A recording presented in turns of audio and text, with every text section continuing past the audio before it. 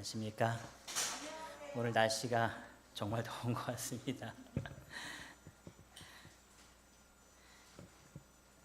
오늘 안교장 우리 이장원 집사님의 인사말 들으면서 어떤 생각이 났냐면 그 여름에 너무나 무더울 때에 이렇게 경로당이라든가 또 이렇게 은행에 이렇게 보시면은 무더위 쉼터라고 써놨나요? 이렇게 더울 때 좀 피할 수 있는 공간으로 이렇게 해놓은 공간들이 있는데, 교회도 그런 공간이 될 수 있구나.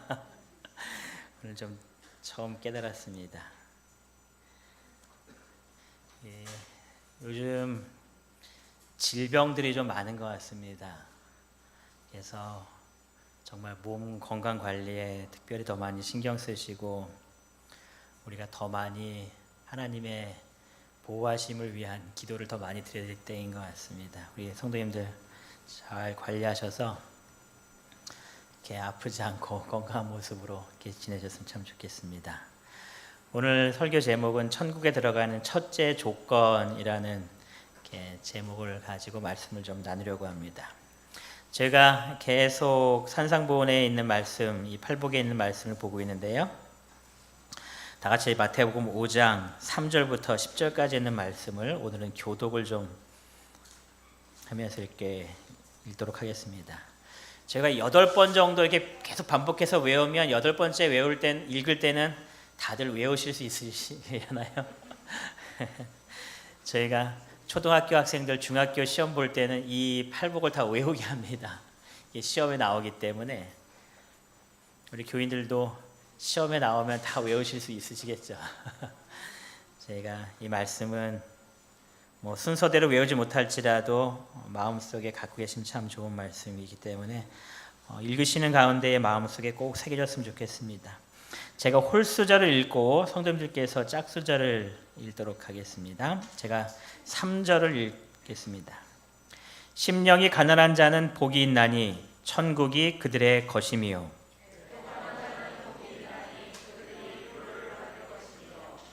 온유한 자는 복이 있나니 그들이 땅을 기업으로 받을 긍휼히 여기는 자는 복이 있나니 그들이 긍휼히 여김을 받을 것임이요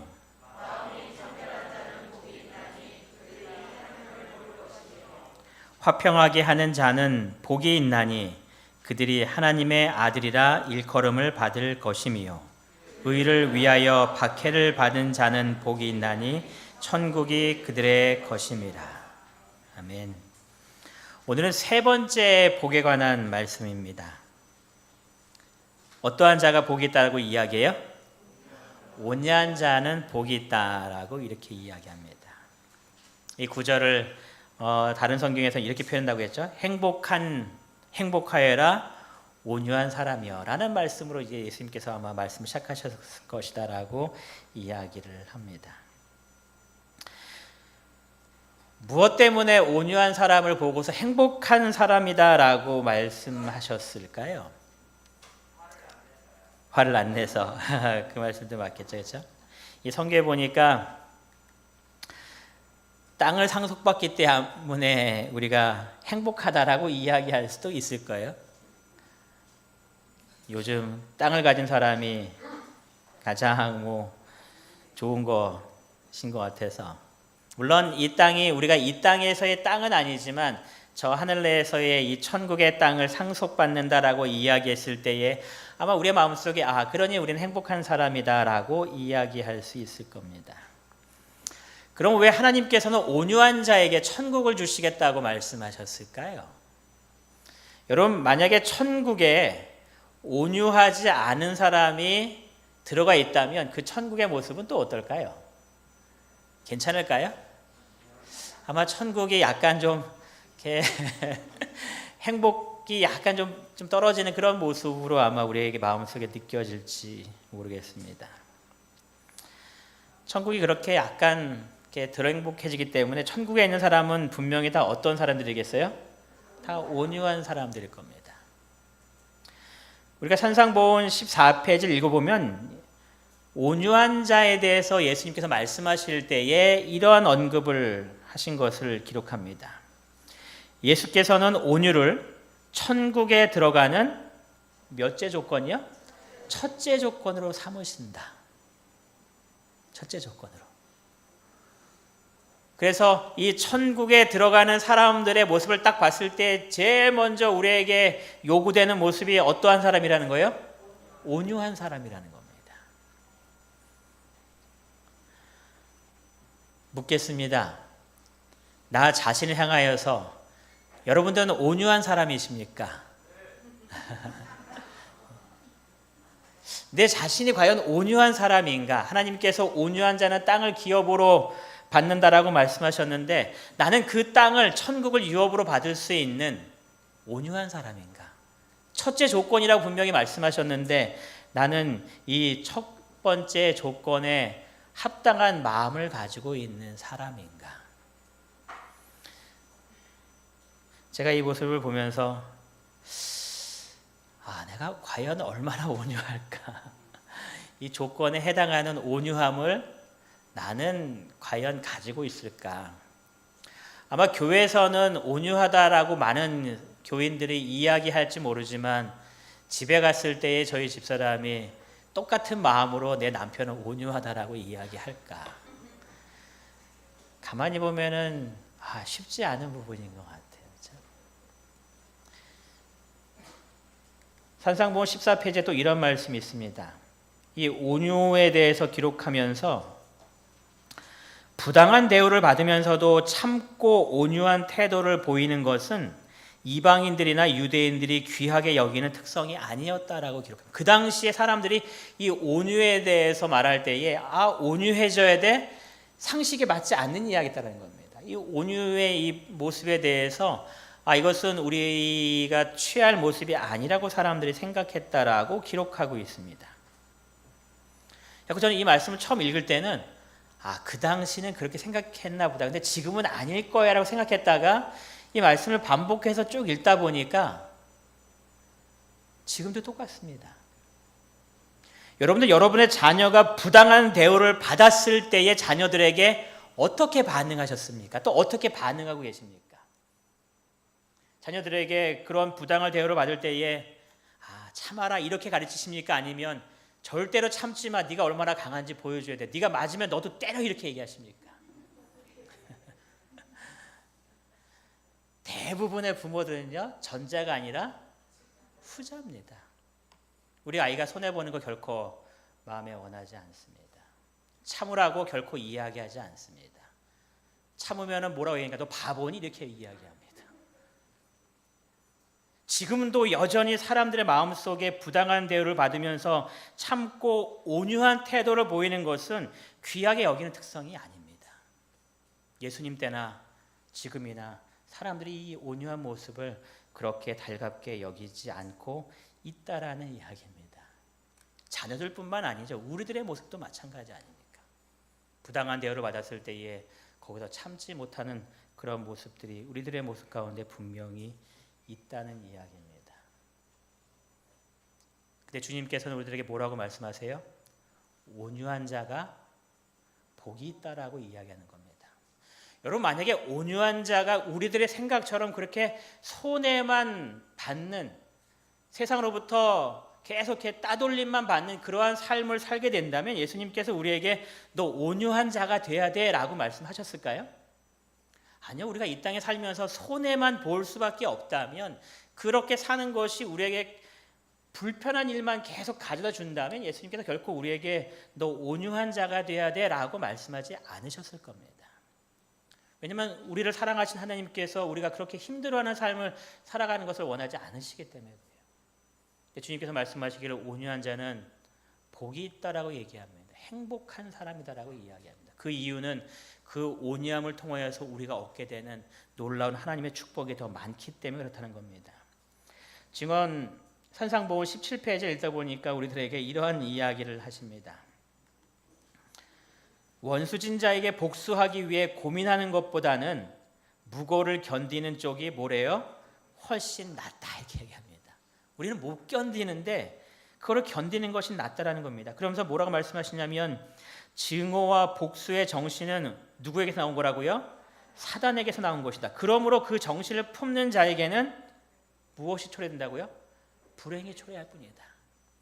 하나님께서 우리에게 온유한 자가 되라고 말씀하시는 것은 우리의 마음속에 온유를 잃어버리고 무언가 다른 모습이 나왔을 때에 그것이 우리를 편안하게 만드는 것이 아니라 그것이 누구의 정신이요?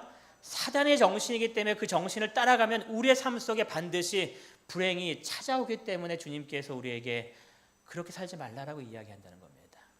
그렇게 사는 것이 더 이익을 많이 얻을 것 같고 그렇게 살아야지만 내 마음속이 후련한 것 같고 그렇게 살아야지만 남들이 나를 뭔가 인정해 주는 삶을 살 수 있을 것 같은데 주님께서는 말씀하시길 아니야. 그러한 삶은 사단을 따라갈 수밖에 없기 때문에 우리의 삶이 결코 행복해질 수 없어라고 이야기하는 겁니다. 여러분 이 말씀처럼 우리의 마음속에 많은 힘든 그러한 일들을 경험한다 할지라도 온유함을 얻기 위하여 주님께 기도하게 되시기를 바랍니다. 여러분 온유함은 결코 나약함이 아니라고 이야기합니다. 많은 사람들이 온유함에 대해서 이야기할 때에 많이 떠오르는 모습이 이겁니다. 거절하지 못하고 항상 네라고 얘기하는 그러한 사람들을 세상 사람 생각할 때에 그냥 온유하다라고 좋게 표현할 때가 있습니다. 때로는 온유한 사람을 이야기할 때에 우유부단한 성격의 사람들이다라고 얘기할 때도 있죠. 자기의 것을 주장하지 못하고 그냥 내내하면서 따라가는 그런 연약한 사람으로 이야기할 때가 많습니다. 근데 온유는 그런 것이 아니란 이야기입니다. 온유는 무엇이냐면은 상대방이 나를 화나게 만들 때에 온유함을 지키는 것은 그리스도의 모습을 내가 지금 따라가고 있는 삶의 모습입니다. 여러분 예수님께서 뭐라고 말씀하셨어요? 나는 마음이 온유하고 겸손하니. 우리가 그런 힘든 상황 속에서 온유를 나타났다는 것은 그리스도인으로서 누구를 닮아간다고요? 그리스도를 닮아가고 있는 삶의 모습이라는 겁니다. 여러분 예수님이 나약한가요? 그렇지 않거든요. 그런 가운데서 그것을 이겨낼 수 있는 놀라운 힘을 그의 마음속에 가진 것처럼 우리도 그러한 마음을 소유하게 되고 있다라는 그러한 뜻입니다. 우리가 온유하게 됐다는 것은 하늘의 삶을 지금 이 땅에서 하나하나 살아나가고 있다는 이야기입니다. 그 삶을 실천하는 그러한 삶입니다. 그것도 이렇게 이야기도 합니다. 온유는 적개심을 누그러뜨리고 화평과 조화를 일으킨다. 그래서 내 주변에 있는 사람들이 행복해지는 겁니다. 그것이 온유한 사람이 나타내는 연약함이 아니라 오히려 더 강한 그러한 모습입니다. 여러분 이 온유함을 나타내는 것이 얼마나 큰 축복인가에 대해서 산상본에 쭉 읽어보시면 이런 표현을 합니다. 가정에 나타나는 그리스도의 온유는 집안 식구들을 어떻게 해준대요? 행복하게 해주고. 여러분 우리 집이 행복하기 원하십니까? 어느 누구도 우리 집이 불행했으면 좋겠어라고 얘기하시는 분들은 한 분도 안 계시고 우리 집이 다 행복하게 원하실 겁니다. 그럼 분명한 방법이 있는데 그 방법은 무엇이냐? 가정에 무엇을 나타내라고요? 그리스도의 온유를 나타내라는 겁니다. 내가 어떠한 사람이 되라는 이야기예요? 온유한 자가 되라는 이야기입니다. 내가 온유한 자가 되면 우리 집안이 행복해질 수 있다라고 이야기하는 겁니다. 다툼을 방지해주고 화를 내며 대답하지 않게 해줄 것이다. 오히려 그것은 흥분을 진정시켜주며 매력을 감지할 수 있는 반경에 거하는 사람이면 누구나 느낄 수 있는 부드러운 분위기를 자아낸다. 그래서 온자가 따뜻한 온자고 유가 어떤 유자요? 부드러울 유자. 따뜻하고 부드러운 모습이 우리 가정에 이루어진다는 겁니다. 우리 주동대 청년이 이제 결혼하게 되는데 온유한 자가 되기로 결심하시기 바랍니다. 가장 행복한 가정을 만들 수 있는 하나님의 축복된 비결임을 우리에게 이야기하는 겁니다. 이 온유함에 대해서 약하기를 온유하다라는 것은 약한 것이 아니라 통제된 힘이다라고 이야기합니다. 힘이 있는데 그것이 통제 안에는 힘이라는 이야기입니다. 힘이 없기 때문에 온유한 것이 아니라 힘이 있고 그 힘을 다스릴 수 있기 때문에 온유하다라고 이야기하는 겁니다. 이 온유라는 이 단어가 이 헬라어 말로 프라우스라는 이 단어라고 이야기해요. 그러면서 이 프라우스가 어떤 뜻인지를 쭉 이렇게 설명한 것을 보니까 사물에 관하여는 진정시키는 온화한 뜻을 갖고 있다. 그래서 우리가 뭐 할 때에 진정대를 말하기도 하고 온화한 말을 쓴다라고 표현하고 있을 때에 그런 표현이라고 합니다. 또 동물에 관해서 말할 때는 길들인 또는 유순한 그런 뜻이래요. 그래서 야생마를 이렇게 잡은 겁니다. 그리고 야생마를 어떻게 하는 거예요? 주인의 말에 따라서 길들이는 거. 그것을 프라우스라고 이야기하는 겁니다. 그럼 길들여졌기 때문에 그 야생의 성격을 다 잊어버렸나요? 아니요. 그것을 가지고 있지만 통제되어 있는 겁니다. 그래서 자기가 발휘할 수 있는 힘을 발휘할 때에 다 발휘할 수 있는 그 능력을 가지고 있는 그런 상태를 이야기하는 겁니다. 사람에 대해서 이야기할 때는 난폭하고 매정하고 잔인하지 않는 그런 아주 온화하고 인자하고 따뜻한, 그래서 옆으로 다가가고 싶은 그러한 모습을 이야기할 때에 사용했다라고 이야기합니다. 그래서 바클레이라는 이 신학자는 이 온유함에 대해서 이렇게 이야기했다고 해요. 부드러움이 있으나 배후에는 강철과 같은 힘이 있다. 그러니까 온유한 자는 연약한 자가 아니라는 이야기인 겁니다. 강한 사람입니다. 하지만 그 모든 강함이 예수님 안에 통제되어 있는 겁니다. 그래서 예수님이 위하여 자기가 할 수 있는 최선 일을 다 하지만 어떠한 의롭지 못한 일에 들어왔을 때에 예수님처럼 온화한 모습으로 그 모든 것들을 주님의 뜻대로 살아갈 수 있는 그러한 사람의 모습이다라고 이야기하는 겁니다. 증언복음에 보니까 이 온유라는 단어에 대해서 이런 식으로 쭉 설명하는데요. 이렇게 설명합니다. 이 온유라는 것은 기쁜 마음으로 고통을 당하고 시련을 견디는 귀한 은혜이다. 사람들이 나에게 어떠한 힘든 것을 줄 때에 그것을 어떠한 마음으로 당하는가? 기쁜 마음으로 당할 수 있다는 겁니다.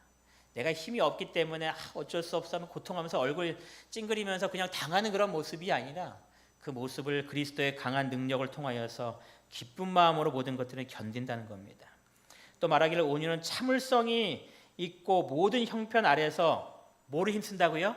행복하기를 힘쓴다. 그러니까 반응이 다르게 나타난다는 겁니다. 또 말하기를 온유는 항상 감사하고 심령으로 하나님께 찬양하고 자신의 축복된 노래를 가지고 있다라고 말합니다. 또 온유는 실망과 학대를 참고 뭐하지 아니한다고요? 보복하지 않는 겁니다. 보복은 누구의 정신이니까요? 사단의 정신이니까 그 정신을 내 마음속에 품지 않는 겁니다. 그럼에도 불구하고 그의 마음속에 그것을 넉넉히 견딜 수 있는 힘을 가지고 있다는 겁니다. 온유는 침묵하거나 음침하게 지내는 것이 아니라 침울한 성질은 온유함의 반대이다. 항상 즐겁고 행복한 그런 삶의 모습으로 살아간다는 이야기입니다. 그래서 이 사람 옆에 가면 모든 사람들이 행복을 느끼는 거죠. 따뜻함을 느끼고. 또 교회 증언 이거는 이 온유함에 대해서 이렇게 설명했습니다. 부드럽고 용서할 줄 알며. 사람들이 왔을 때 그것들을 이렇게 용서해 줄 수 있는 여유가 있는 겁니다. 욕을 먹으나 이것은 잘못해서 욕을 먹은 것이 아니라 잘못한 것이 없으면서도 우리를 비난하는 욕을 이야기합니다. 그런 욕을 먹지만 뭐 하진 않아요? 남을 욕하진 않는 겁니다. 그냥 자기가 그걸 다 그냥 받는 겁니다. 그리고 세 번째, 겸손히 배우는 정신을 나타내는 자. 그리고 네 번째로 자신을 높이지 아니하는 사람. 이런 사람이 온유의 특성을 가진 사람이다라고 이렇게 이야기합니다. 여러분, 이문동교회에서 종이 다 나눠준 다음에 우리 교회에서 온유한 사람은 누구일까요? 라고 이름을 쓰면 내 이름이 나올까요? 안 나올까요? 네? 여러분들이 내 이름이 한 번이라도 나올 것 같습니까? 안 나올 것 같습니까? 다 나와야겠죠, 그렇죠? 우리 이문동교회 모든 성도들의 이름이 다 나왔으면 좋겠습니다. 정말 다 온유한 사람. 누가 1등 했고 2등 했고 그거를 얘기하고자 하는 것이 아니라 정말 여기는 다 온유한 사람이야 라고 얘기할 수 있는. 여러분, 성경에 보시면 하나님께서 인정한 야 얘는 최고야 라고 했던 사람이 있습니다. 누구였을까요? 예? 누구였을까요? 모세죠, 그렇죠? 하나님께서 모세를 향하여서 인정하셨습니다. 이 지구상에 있는 모든 사람 중에서 어떠한 사람이라고요? 가장 온유한 사람이라고. 다 같이 민수기 12장 3절에 있는 말씀을 같이 보겠습니다.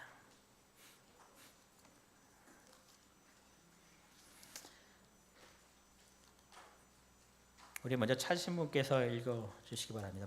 민수기 12장 3절입니다. 이 사람 모세는 온유함이 지면의 모든 사람 성경에 말하기를 이 사람 모세는 온유함이 온 지면의 모든 사람보다 더하다라고 평가했습니다. 즉 이 땅에 어느 누구도 모세보다 온유한 사람 없고 네가 정말 가장 온유하다 이렇게 이야기한 겁니다. 여러분 대단한 평가 받은 거 아닌가요? 지금 누가 이렇게 평가했다고요? 하나님이 평가한 겁니다. 하나님이. 이런 평가를 우리 모두가 받게 되시기 바랍니다. 하나님께서 말씀하시기를 이 사람 박윤아는 온유함이 동중한 앞에 내에서 최고다 이렇게 인정받을 수 있는. 하나님께서 말씀하실 때에 이 사람 김응모는 온유함이 한국 내에서 최고더라 이렇게 받을 수 있는. 하나님께서 내 이름을 부르시면서 야 내가 봤더니 지구상에 너만큼 온유한 자가 없더라라고 인정받는 우리 모두가 된다면 이 교회의 모습이 어떨까요? 지금하고 많이 달라질까요? 많이 분명히 달라질 겁니다. 여러 가지 힘든 가운데 있던 사람이 여기에 와서 마음속에 큰 위로를 분명히 받을 겁니다. 왜냐하면 온유함이 있기 때문에.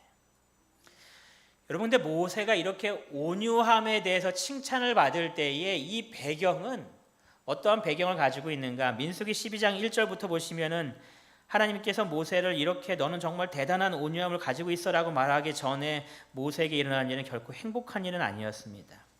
1절에 이렇게 기록합니다. 모세가 구스 여자를 취하였더니 그 구스 여자를 취하였으므로 미리암과 아론이 모세를 뭐 했다고요?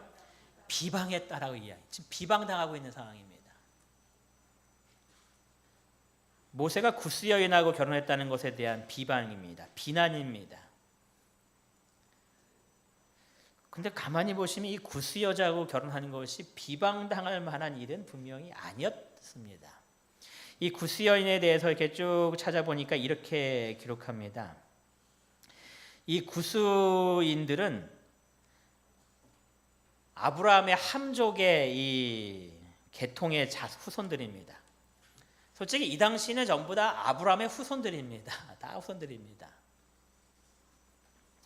그래서 이 아브라함의 후손들이었고 물론 이게 믿지 않는 사람들도 많았지만 이 특별히 모세가 결혼한 이 사람은 이 구스 사람들은 아프리카라든가 뭐 아라비아 반도 여러 지역에 흩어 살았지만 이 사람들은 미디안에 있는 사람들로서 하나님을 열심히 섬겼던 사람들이다라고 이렇게 부자 선지자에 기록을 합니다.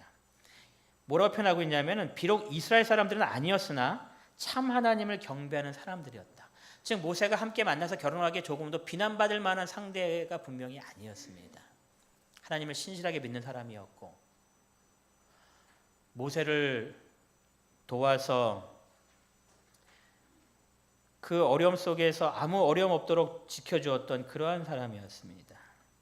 그런데 모세가 지금 이유 있는 비난이 아니라 비난을 위한 지금 비난을 받고 있는 겁니다. 잘못했기 때문에 비난한 것이 아니라 무언가 흠잡을 것을 찾다가 저 보니까 이스라엘 사람이 아니네. 그냥 비난하기 위해서 지금 비난을 하기 시작한 겁니다. 여러분 그 마음이 어땠을까요? 지금 모세를 비난하고 있는 사람들이 누굽니까? 아론이면 누구예요? 자기 형이에요. 미리암은 누구예요? 자기 누나란 말이에요. 지금 가족끼리 이런 일이 벌어진 겁니다. 그런데 이것이 왜 이렇게 벌어졌는가의 진짜 이유는 2절에 등장합니다. 이 결혼 문제가 아니고 결혼 문제는 단순히 비난하기 위해서 하나의 핑계를 찾은 것뿐이었고 2절의 진짜 이유를 이렇게 이야기합니다. 그들이 이르되 여호와께서 모세와만 말씀하셨느냐? 우리와도 말씀하지 아니하셨느냐? 이 배경은 어떤 배경이냐면 모세가 하나님의 그 지시하심에 따라서 자신의 힘든 일들을 혼자 감당할 수 없었기 때문에 70인의 장로를 세우는 일을 했습니다. 하나님의 허락을 받고 한 일입니다. 그런데 하나님께서 하라고 해서 했는데 이 모세가 자신의 형과 자신의 누나에게 이야기하지 않고 혼자 일을 진행한 겁니다. 그러니까 그 모습에 대해서 미리암이 마음속에 화가 난 겁니다. 나도 너 정도 되는 지금 지도자인데 왜 네 마음대로 일을 그렇게 다 처리해버렸지? 왜 나한테 상의 한마디 없었지? 하고 마음속에 불쾌함을 느낀 겁니다. 그래서 그를 비난하기 위해서 시작한 것이 너 구스 여자하고 결혼했냐 하면서 시작하면서 모세를 비난하기 시작한 겁니다. 부자 선지자를 읽어보니까 이 미리암의 마음에 대해서 뭐라고 표현하고 있냐면은 모세에 대하여 질투하였다라고 얘기합니다. 질투하였다. 그러면서 여러분 이 미리암의 마음에 대해서 어떻게 기록하고 있냐면 부자 선지자는 이 마음을 이렇게까지도 표현하고 있습니다. 백성의 사랑과 하나님께로부터 명예를 받아 그 여자는 미리암은 모세와 아론의 다음 자리에 있었다. 그러나 하늘에서 불화를 가져온 같은 악이 이 이스라엘 여인의 마음에서 싹이 텄다라고 기록합니다. 여러분 지금 사단이 하늘에서 반역하게 되었던 똑같은 악이 누구의 마음속에 지금 있다라는 거예요? 미리암의 마음속에 있다라는 겁니다. 나를 드러내고 나를 높이고 싶었던 그 마음이 이 여인의 마음 가운데 가득했다라는 겁니다. 여러분 교회도 이러한 일이 때때로 있을까요? 여러분의 삶 속에서도 이런 일이 때때로 있습니까? 왜 나와 상의하지 않고 왜 나를 존중해 주지 않고 내가 무언가 소외됐다는 그런 마음 속에서 비난하고 불평하고 불만을 갖는 마음을 우리의 마음 속에 가지실 때가 혹시 있으십니까? 미리암은 그러한 마음이었다는 겁니다.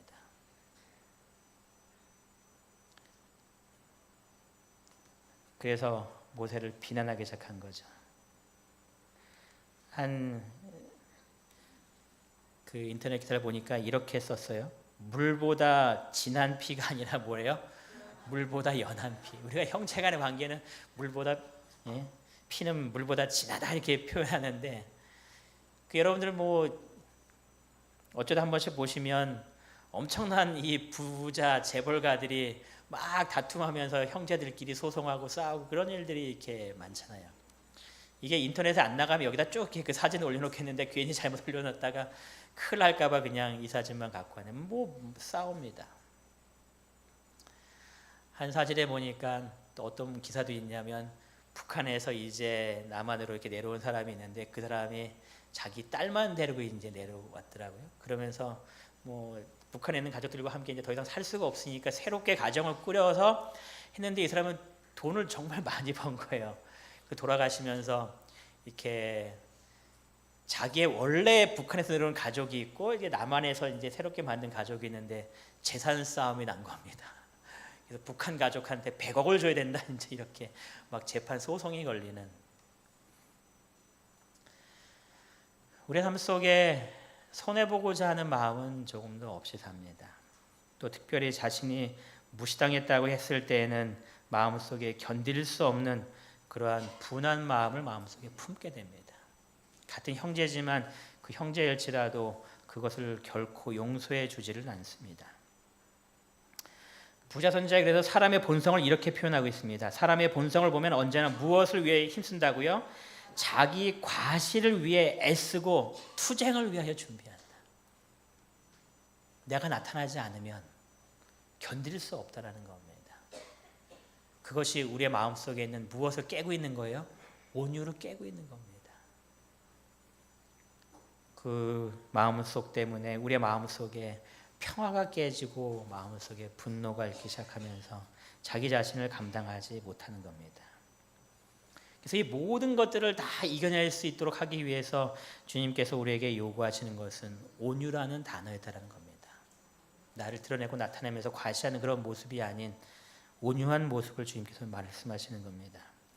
모세에 대해서 그래서 이렇게 기록하고 있습니다. 모세는 그들의 비난을 불평 없이 침묵으로 참았다. 아무 반응하지 않은 겁니다. 모세가 불평할 수도 있고 불만을 가질 수도 있었습니다. 내가 구스 여인이랑 결혼한 것이 뭐가 문제냐고 막 거기서 항변할 수도 있었습니다. 왜 네 혼자 70인을 뽑았냐고 얘기할 때에 내가 하나님께로 받은 그 놀라운 하나님의 부르심에 대해서 모세가 분명히 다 항변할 수 있었습니다.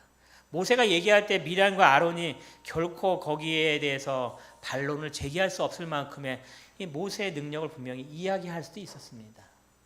그런데 부자선장 기록하기를 그들의 비난을 불평 없이 그냥 침묵으로 다 참았다라고 이야기합니다. 여러분, 이것은 모세가 연약하기 때문에 참은 침묵이 아닙니다. 그가 하나님의 뜻을 따르기 위한 침묵이었습니다. 또 하나님께 모든 것들을 맡길 수 있는 믿음이 있었기 때문에 했던 그러한 침묵입니다. 내가 이것을 내 스스로 드러내서 밝히기보다는 누가 이루어 주실 줄을 믿고 있는 거예요? 하나님께서 이루어 주실 줄을 그가 믿고 있는 겁니다. 그래서 하나님께 맡기는 겁니다. 그것이 바로 불평 없이 침묵으로 참았다라는 이야기입니다. 착한 아이 증후군이 있습니다. 착한 아이 증후군. 말 잘하는 아이, 말 참 잘 듣는 아이들 있죠. 참 그 아이들 착하다고 칭찬합니다. 그런데 개 중에 그것이 마음속에 너무나 힘든 짐으로 느껴지면서 사는 아이들이 있는데 그 아이들이 바로 착한 아이 증후군을 겪고 있는 아이들이다라고 표현합니다.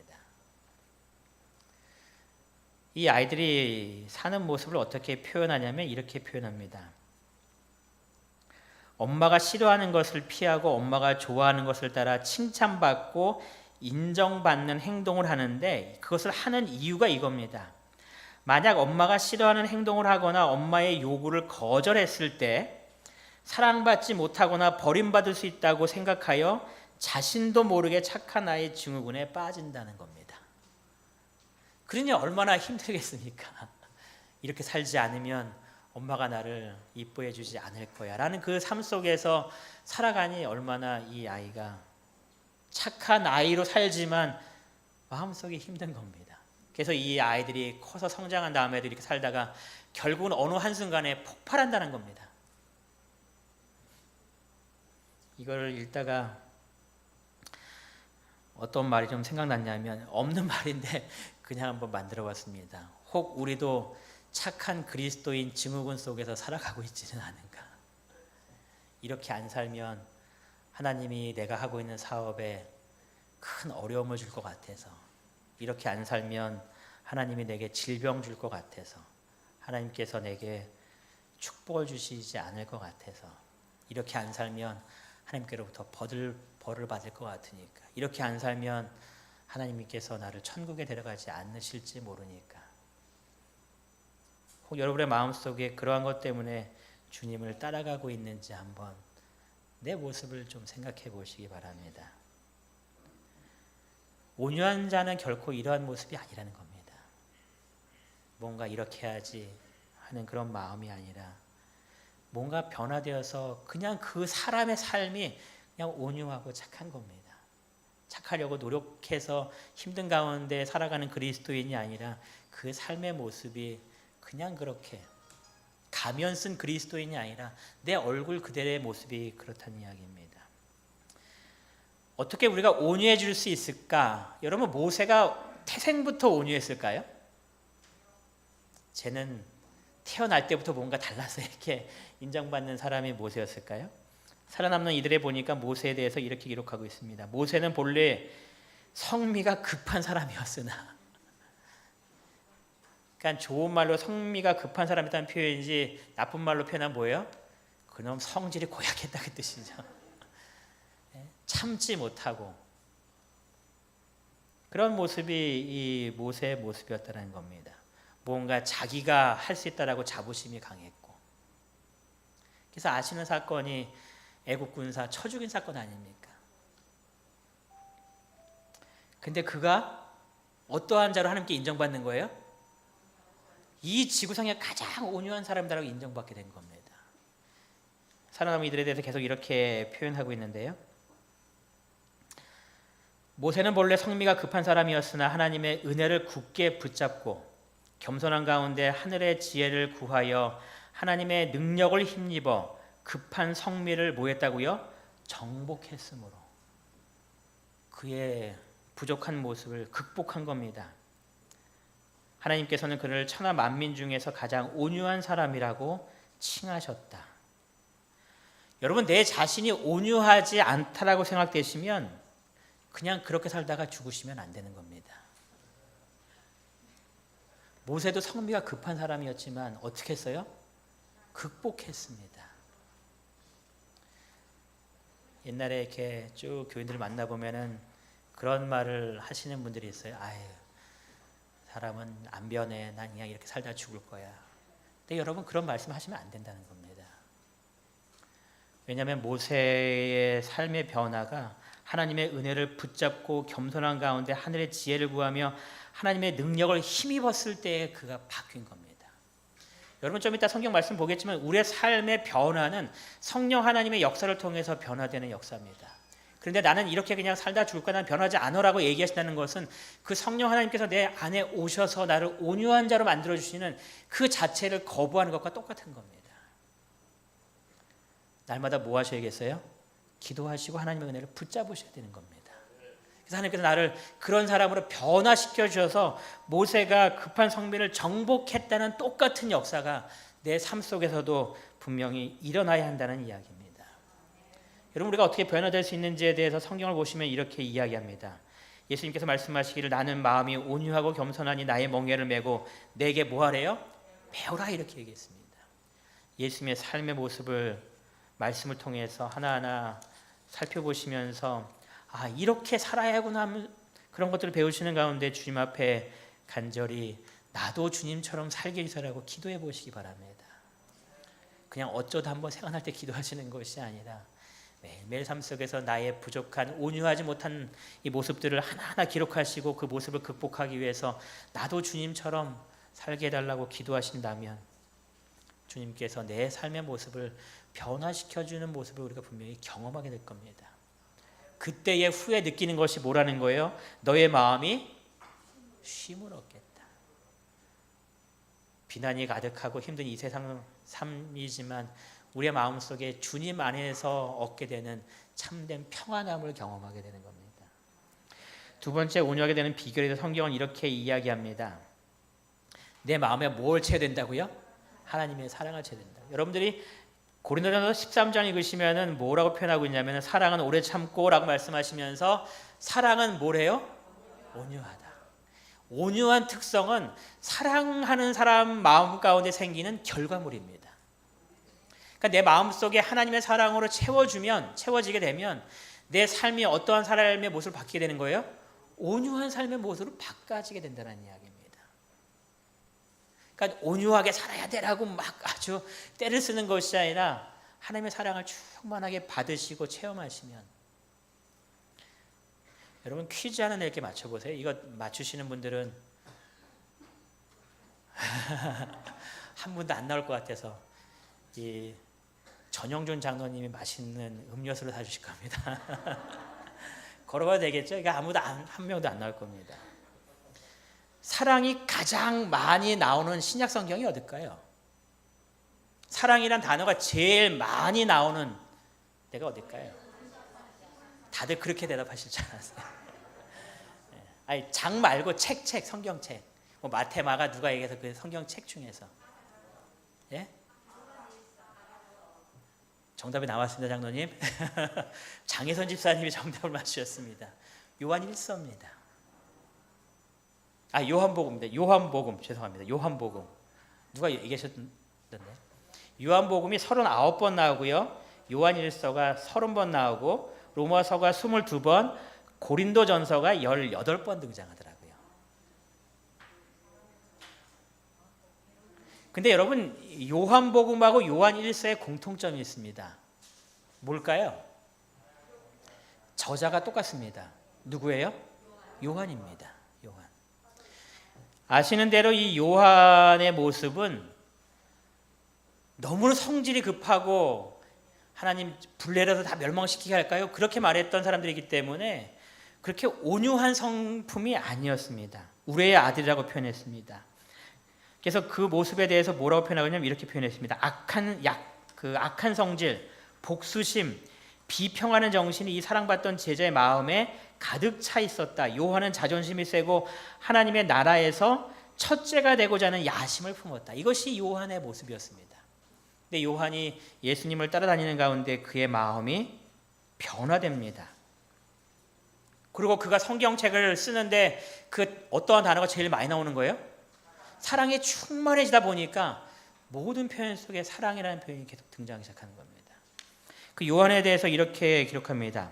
그는 날마다 자신의 난폭한 정신과 대조되는 예수님의 온유하심과 관용하심을 보고 겸비와 인내의 교훈을 들었다. 그러니까 내 부족이 뭔지 아는 사람입니다. 그러면서 예수님을 바라보면서 어떻게 예수님처럼 될 수 있을까를 그가 교훈받기 시작하는 겁니다. 요한은 신령한 가마의 마음문을 열고 구주의 말씀을 듣는 자가 되었을 뿐만 아니라 그것을 행하는 자가 되었다. 여러분, 말씀을 통해서 예수님의 삶의 모습을 하나하나 바라보시기 바랍니다. 그리고 그 하나님의 사랑을 내 마음속에 담으시기 바랍니다. 그러면 우리의 모습이 요한처럼 또 모세처럼 온화하게 변화되는 놀라운 하나님의 은혜를 우리가 분명히 체험하게 될 겁니다. 세 번째로 어떻게 우리가 온유해질 수 있는가에 대해서 갈라디아 5장 22절은 23절을 통하여서 성령의 열매를 쭉 설명합니다. 성령이 우리의 마음속에 임하셨을 때에 변화되는 놀라운 일들이 있는데 그 열매들을 쭉 읽어보니까 후반부에 뭐라고 해요?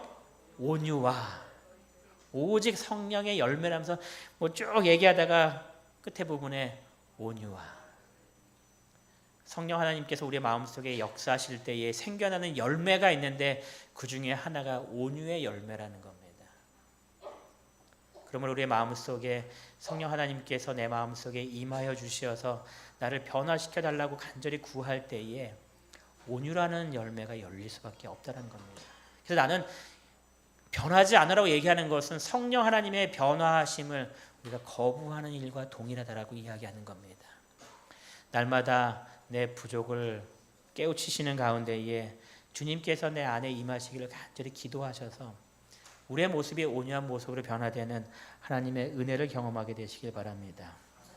모세가 이 모든 것 속에서 모든 것들을 견딜 수 있는 이 모습이 민수기 12장 2절에 등장합니다.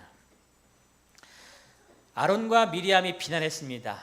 그런데 이 2절을 끝날 때에 이들이 다 얘기한 다음에 성경에 뭐라고 기록되어 있는가?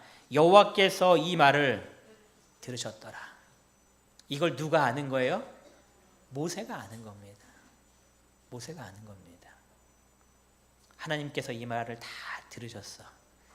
그러니 이 모든 문제 해결을 누가 하실 거라고요? 하나님께서 하실 거라고. 그래서 그의 마음속에 그것을 대꾸하지 않을 수 있는 그 믿음이 있게 된 겁니다. 우리의 삶 속에서 온유함을 잃지 않았다는 것은 바로 이 모세처럼 이 모든 것들을 하나님께서 다 들으셨어. 하나님께서 다 해결하실 거야.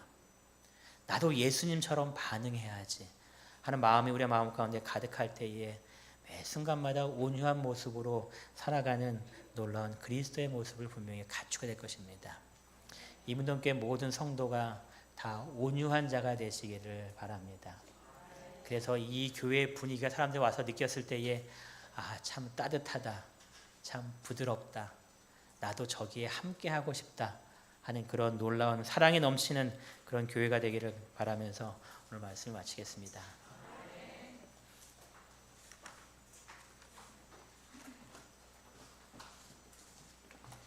네, 목사님 말씀 감사합니다. 마치는 찬미 505장 하시겠습니다. 505장 후에 목사님께서 기도해 주시겠습니다.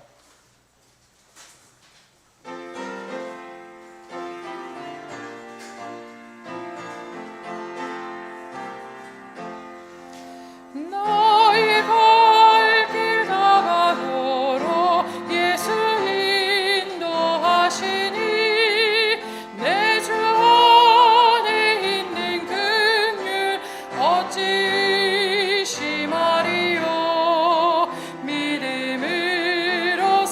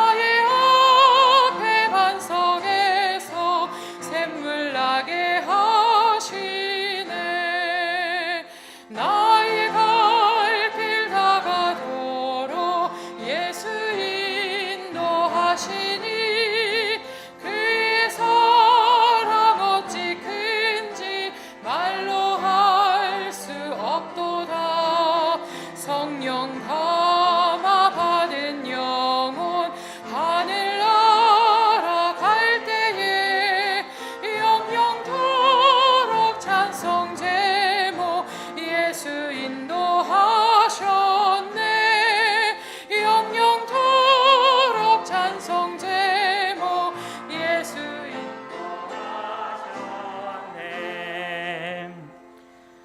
저희를 사랑하신 하나님 아버지, 저희들의 마음이 주님께서 말씀하신 것처럼 온유한 자가 될 수 있도록 축복하여 주시옵소서. 성경 말씀을 살피면서 주님의 놀라운 사랑의 그 삶의 모습들을 하나하나 바라보며 저희도 그와 같이 되고자 기도하게 인도하여 주시고, 성령 하나님께서 저희들의 마음속에 역사하시사 그 성령의 열매로 온유한 열매가 열려서 우리들의 가정이 행복해지고 우리들의 주위가 행복을 느끼고 이 교회가 하나님의 풍성한 사랑으로 가득 채워져 주님께 영광 돌리는 귀한 교회가 될 수 있도록 인도하여 주시옵소서.